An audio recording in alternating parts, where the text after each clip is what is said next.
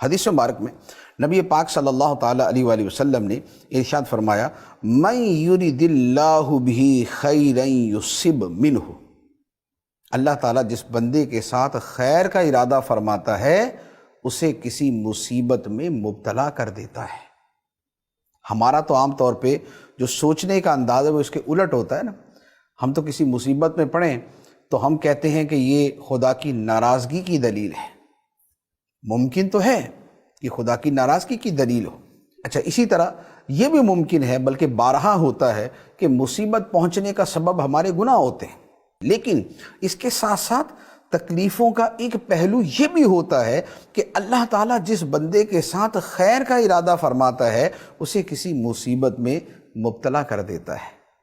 اب وہ مصیبت اس کے لیے خیر کا سبب کیسے بنتی ہے؟ وہ یوں بنتی ہے کہ جب بندے کو مشکل آتی ہے تو سب سے پہلے تو یہ ہے اسے خدا یاد آتا ہے۔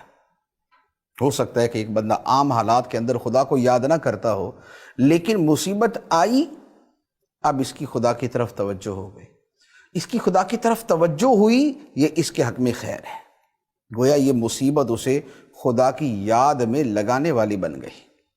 پھر مصیبت کے اندر ایک خیر کا پہلو یہ ہوتا ہے کہ جب بندہ خدا پہ بھروسہ کرتا ہے اور وہ اس مصیبت سے نکل جاتا ہے تو اس کا خدا پہ توکل بڑھ جاتا ہے کہ واقعی میرے مولا نے مجھ پہ کرم کیا۔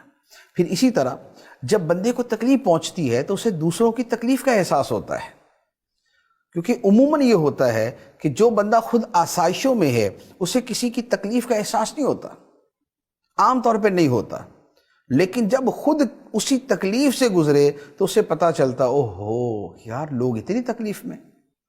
مثال کے طور پہ ہم کسی آفس میں جاتے ہیں اور وہاں پر گھنٹوں ہمیں انتظار کروایا جائے اور اس کے بعد بغیر رشوت کے ہمارا کام ہی نہ ہو تو ہمیں کتنی تکلیف ہوتی ہے کہ یار میرا ایک جینوئن کام ہے، میرا ایک پراپر صحیح کام ہے، میں نے قانونی تقاضے سارے پورے کیے، اس کے باوجود مجھے اتنا انتظار کروایا، مجھے دھوپ کے اندر کھڑا کیا اور پیسے لیے بغیر میرا کام نہیں کیا۔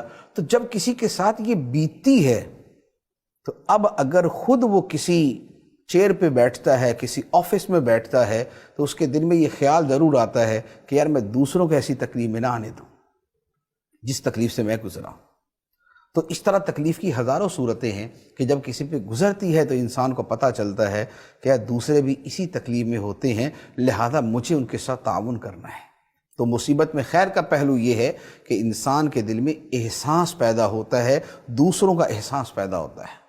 اسی طرح تکلیف میں خیر کا ایک بہت بڑا پہلو یہ ہوتا ہے کہ زندگی کی مشکلات انسان کے تجربے اور سمجھداری میں اضافہ کرتی ہیں۔ ایک بندہ اگر زندگی میں کسی مشکل میں آیا ہی نہیں تو کیا وہ کسی دوسرے کی مشکل میں اسے مشورہ دے سکتا ہے؟ نہیں دے سکتا۔ کیوں؟ اس لیے کہ یہ تو اس سے گزرا ہی نہیں۔ لیکن جب زندگی میں مختلف مقامات پہ، مختلف مواقع پہ، مختلف تکلیفوں کا انسان سامنا کرتا ہے تو ان سب مرحلوں سے گزرنا انسان میں پختگی پیدا کرتا ہے، اس کی عقل کو پختہ کرتا ہے، اس میں سمجھداری پیدا کرتا ہے۔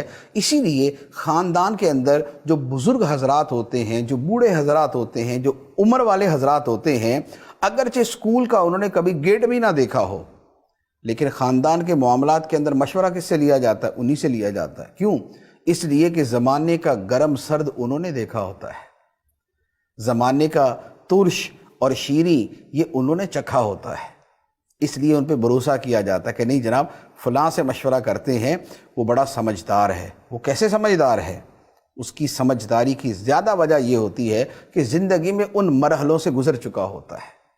تو نبی پاک صلی اللہ تعالیٰ علیہ وسلم کے اس فرمان مبارک کی آپ حقانیت اور اس کی وسعت کو دیکھیں کہ فرمایا من یرد اللہ بہ خیرا یصب منہ، اللہ تعالیٰ جس بندے کے ساتھ خیر کا ارادہ فرماتا ہے اسے کسی مصیبت میں مبتلا کر دیتا ہے۔